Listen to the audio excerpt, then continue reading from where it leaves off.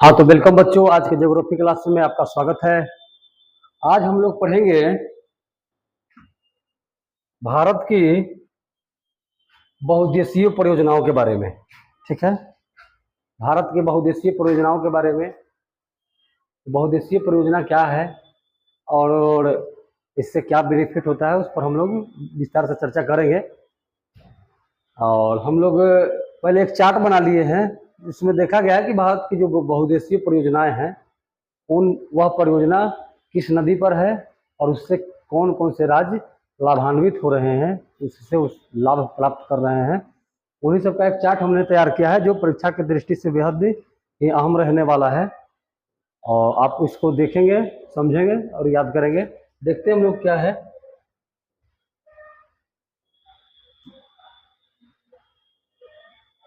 देखिए, कह रहा है कि भारत की प्रमुख बहुउद्देशीय परियोजनाएं, यानी कि भारत के हम लोग उन बहुउद्देशीय परियोजनाओं के बारे में चर्चा करेंगे जो बेहद ही खास और महत्वपूर्ण रहे हैं। ठीक है, तो महत्वपूर्ण इस लिहाज से कहा जा रहा है कि जो भी बहुउद्देशीय परियोजनाएं होती है वो एक तरफ से खास ही होता है। ठीक है, तो ज़्यादातर उसका बेनिफिट ये है कि एक काम से एक योजना हम लागू कर रहे हैं, उस योजनाओं के माध्यम से बहुत सारे आवश्यकताओं की पूर्ति अगर कर दे रहा है, वो बहुउद्देशीय परियोजना की कैटेगरी में आता है, उसको हम लोग बहुउद्देशीय परियोजना कहते हैं। तो भारत में वैसे ही कुछ परियोजनाओं का हमने एक लिस्ट तैयार किया है। ठीक है, देखिए हम लोग बारे बारे से देखेंगे। ये एक परियोजना है आपका, ठीक है, क्या है ये? एक आपका परियोजना है, ये परियोजना है। ठीक है,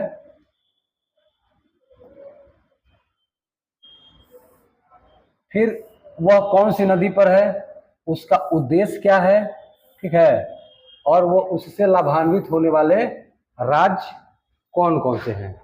तो ये बारी बारी से हम इसको देखेंगे। ठीक है, इसको देखने के बाद जो है कि हम अपना नोट्स वगैरह में भी याद कर लेंगे। वैसे रिमाइंडर एक दो बार वीडियो वगैरह देखेंगे भी तो आपको ये याद हो जाने वाले हैं। ये कोई बड़ा इशू नहीं है। ठीक है, तो हम लोग सबसे पहले ये समझने का प्रयास करते हैं कि बहुउद्देशीय परियोजना किसको कहते हैं। ठीक है, उनके कुछ पहलुओं पर हम लोग पहले चर्चा कर लेते हैं। जब वहां से क्लियर हो जाएगा तो फिर हम लोग यहाँ पर आएंगे। ठीक है, तो पहले देखते हैं कि बहुउद्देशीय परियोजना कहते किसको हैं। ये बहुउद्देशीय परियोजना जो है आपका, ठीक है,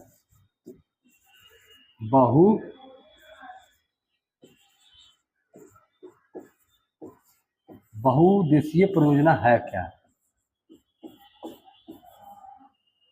परियोजना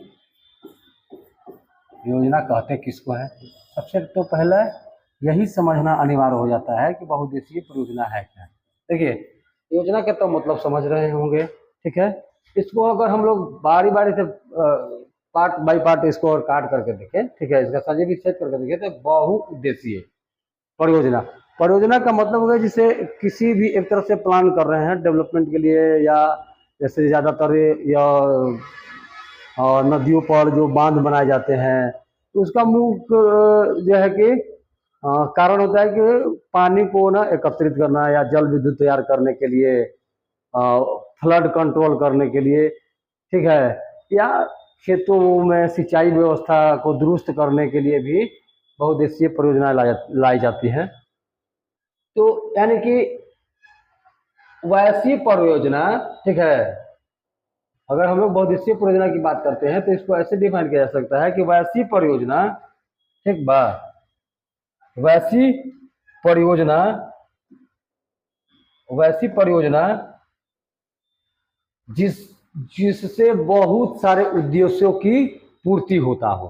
ठीक है, बहुत सारे उद्देश्य एक साथ अगर जुड़े हुए रहते हैं, जैसे एक योजना हो गया है या परियोजना हो गया, प्लानिंग कर लिए, तो किसी एक इंडिविजुअल्स के लिए, जैसे मान लें कि हमको पुल बनाना है या रोड बनाना है, तो हम लोग एक परियोजना बनाया, एक योजना बनाया, तो वो एक ऐसी आम योजनाएं हो गई।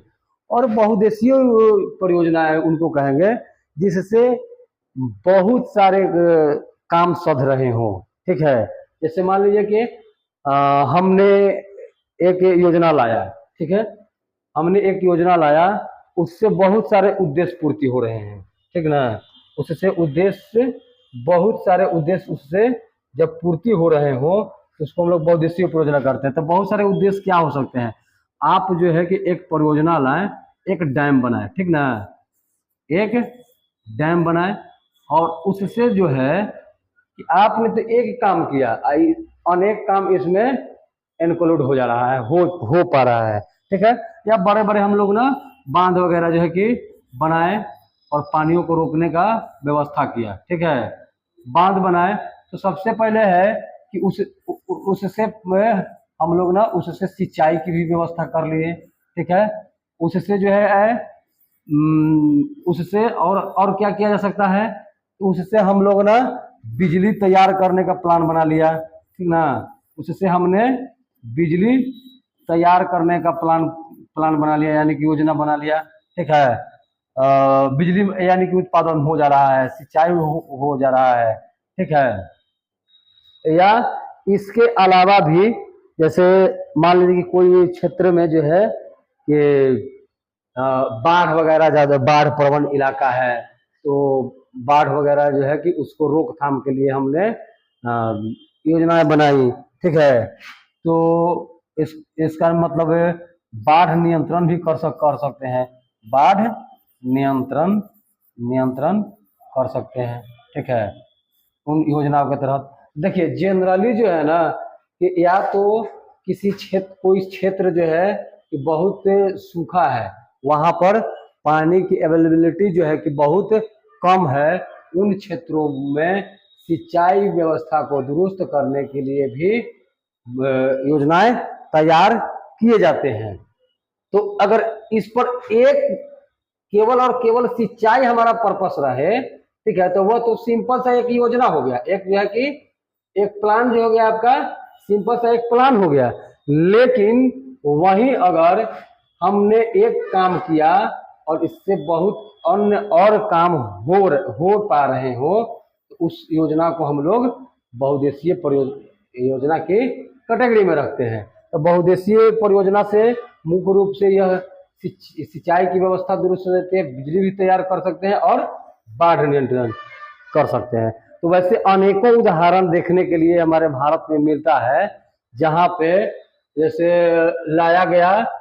योजना लाया गया फ्लड कंट्रोल करने के लिए, ठीक है, फ्लड कंट्रोल करने हेतु वह योजना को लागू किया गया, ठीक है। लेकिन फ्लड तो कंट्रोल हुआ ही हुआ, ठीक है, उसके अलावा हमने वहाँ टरबाइन लगा करके ना वहाँ पर बिजली भी उत्पादन किया, ठीक है। फिर जो है कि वहाँ से उन क्षेत्रों से जो भी रुके हुए पानी वगैरह हैं, उनसे हमने विभिन्न क्षेत्रों में खेतों को सिंचाई हेतु पानी पहुंचाने का कार्य किया।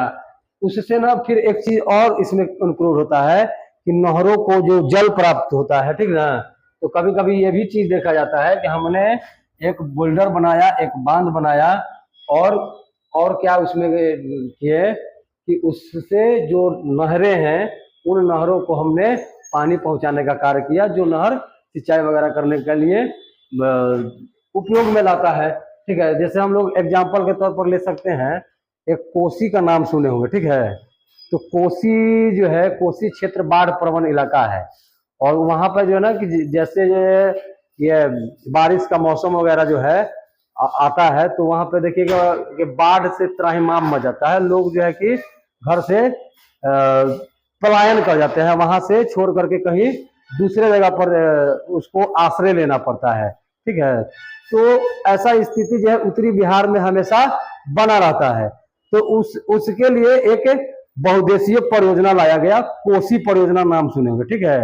वो कोसी नदी पर बनाया गया और उससे बाढ़ कंट्रोल किया जाने लगा, ठीक है। तो बाढ़ तो कंट्रोल हुआ ही हुआ, इसके अलावा भी उनसे बिजली तैयार किया जाने लगा, ठीक है। उससे जो है कि बाकी अन्य क्षेत्रों में भी जैसे ये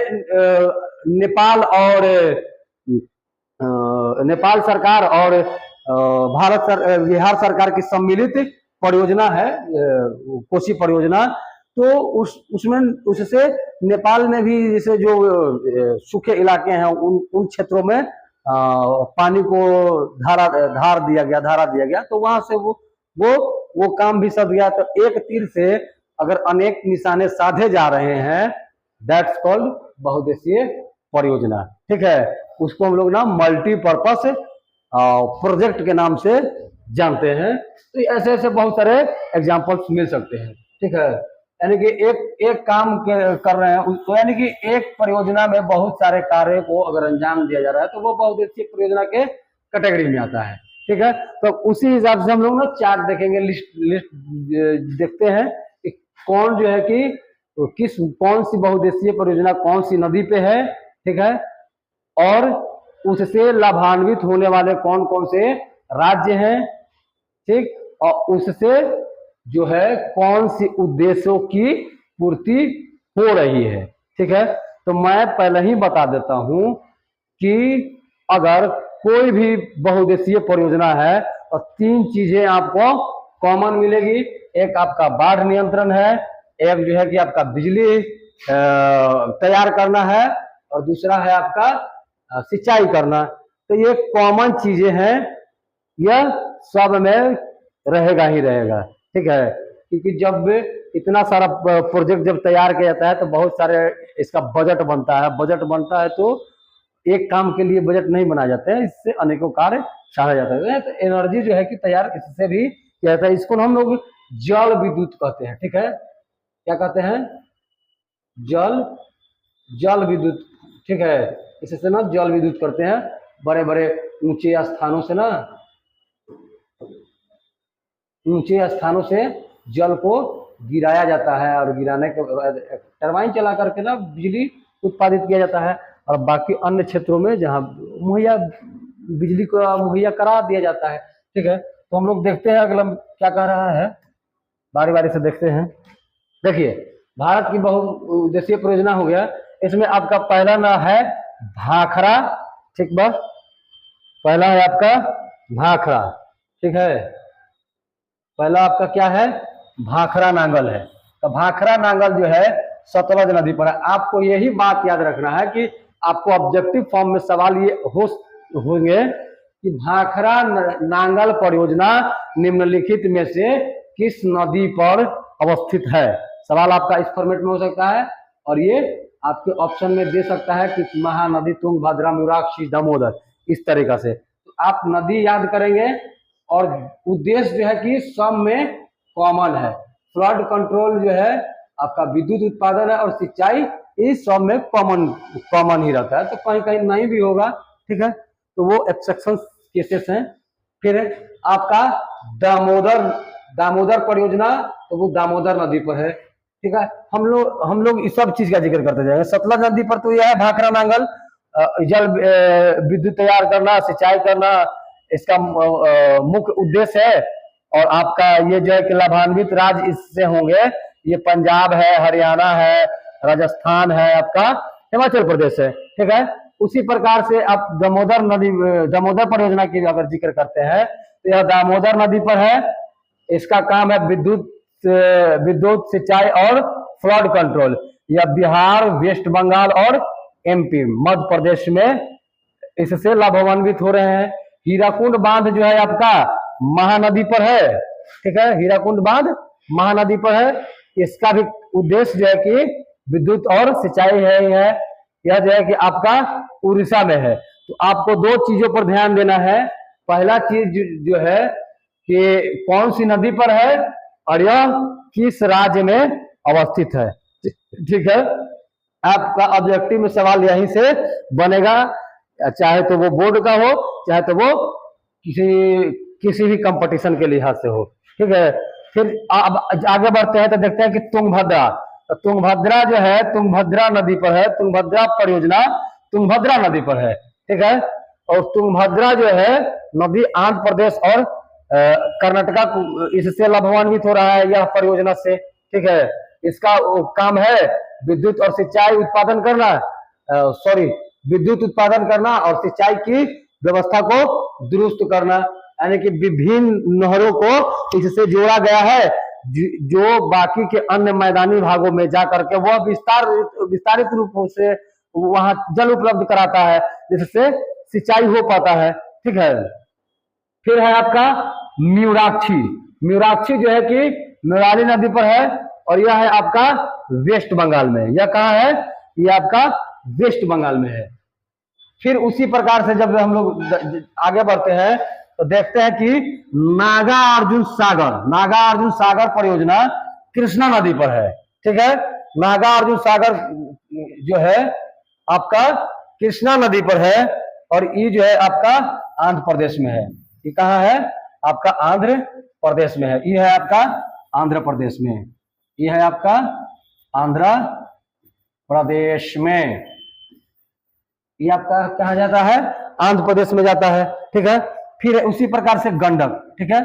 गंडक जो है कि गंडक है। गंडक एक के बारे में बताते हैं। गंडक जो है सोन की सहायक है। सोन की सहायक नदी है। ठीक है। गंडक क्या है? सोन की सहायक है। ठीक है। और यह जो है आपका बिहार इससे लाभान्वित है, यूपी लाभान्वित है, और नेपाल लाभान्वित है। ठीक है। गंडक परियोजना से लाभ प्राप्त करने वाले कौन कौन से राज्य हैं? ठीक है। तो वो आपका बिहार है, यूपी है, और एक अन्य देश है वो नेपाल है। तो सवाल इससे बनाए जा सकते हैं कि निम्नलिखित में से कौन सा देश जो है गंडक नदी से लाभान्वित हो रहा, सॉरी, गंडक परियोजना से लाभान्वित हो रहा है। तो आप वहां कंफ्यूज होंगे। आपको ऑप्शन में रहेगा भारत। ठीक है। आपको ऑप्शन में रहेगा भारत, आपको ऑप्शन में रहेगा नेपाल। ठीक है। आपका ऑप्शन में रहेगा पाकिस्तान। ठीक है। और आपके ऑप्शन में कोई और जो है कि श्रीलंका वगैरह कुछ भी रख सकते हैं। तो आप कंफ्यूजन नहीं होइएगा। आप हो कि गंडक नदी तो बिहार में यानी कि भारत में है, और बिहार में तो इसको क्या करते हैं हम लोग, इस सोन की सहायक नदियां हैं, तो ये जो है कि भारत मार देंगे। आप कहेंगे कि तो हम लोगों के पास ही है, इसलिए जो है कि आप केवल भारत मार करके चले जाएंगे। सवाल पूछ रहा है कि कौन से देश में है। ठीक है। तो आप देश के हिसाब से भारत मारेंगे। ठीक है। तो अदर देश मतलब कि अदर कौन से देश हैं, मन या कोई अन्य जो देश हैं वो कौन देश है जिससे गंडक परियोजना से लाभ प्राप्त कर रहा है। तो यहाँ पर नेपाल भी है। यह जो है कि आपका ध्यान देने योग्य है। ठीक है। फिर है आपका कोसी। तो एक कोसी परियोजना है आपका कोसी नदी पर। ठीक है। और कोसी नदी कहाँ है? बिहार में। हमने अभी कुछ देर पहले कोसी का जिक्र किया था कि कोसी पर जैसे किस प्रकार से उसको वो बाढ़ प्रवण इलाका था, तो उस उत्तरी बिहार का हिस्सा जो है बाढ़ प्रवण क्षेत्र है, और वो जो कोसी नदी है, कोसी नदी का जलस्तर जो है कि अचानक उसमें बेतहासा बढ़ोतरी हो जाता है। ठीक है। जिससे जान माल की मतलब बहुतायत मात्रा में क्षति पहुंचता है। ठीक है। तो उन सब को रोकने के लिए, ठीक, यह जो है कि एक्चुअली में फ्लड कंट्रोल करने के लिए बनाया गया था। फ्लड कंट्रोल के लिए था, लेकिन इसका अन्य लाभ भी उठाया जाता है। ठीक है। जैसे हमने पिछले अभी थोड़ी देर पहले जिक्र किया है। ठीक है। वो आपका बिहार है। फरक्का है। तो देखिए फरक्का परियोजना जो है कि गंगा और भागीरथी नदी पर अवस्थित है। ठीक है। गंगा और भागीरथी नदी पर अवस्थित है। इसका भी काम उद्देश्य जो है कि सेम ही है, और ये आपका आएगा भैया वेस्ट बंगाल में। WB अर्थात वेस्ट बंगाल यानी कि पश्चिम बंगाल में। ठीक है। अब एक वो आता है काकरपारा। काकरपारा है ताप्ती नदी पर। ठीक है। ताप्ती नदी पर, और यह है गुजरात, इससे लाभान्वित है। तो सवाल ऐसे पूछ भी सकता है कि काकरपारा जो है, काकरपारा परियोजना किस नदी पर तो काकरापारा परियोजना ताप्ती नदी पर, काकरापारा परियोजना जो है निम्न में से किस राज्य में स्थित है, ठीक है, या कहां पर चलाए जा रहे हैं, काकरापारा परियोजना कहां पर चल रहा है, तो वो आपका गुजरात है, ठीक है। अब एगो है माता टीला परियोजना जो आपका बेतवा नदी पर अवस्थित है और यह यूपी और एमपी इससे लाभ प्राप्त कर रहे हैं।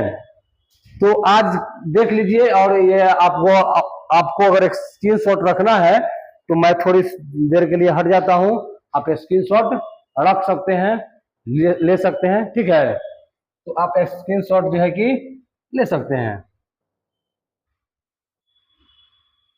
चलिए, मुझे लगता है कि आप अभी तक आप ले चुके होंगे। तो आज की क्लास में हम लोग इतना ही रखते हैं, बाकी मिलते हैं अगले क्लास में कुछ अन्य टॉपिक पर।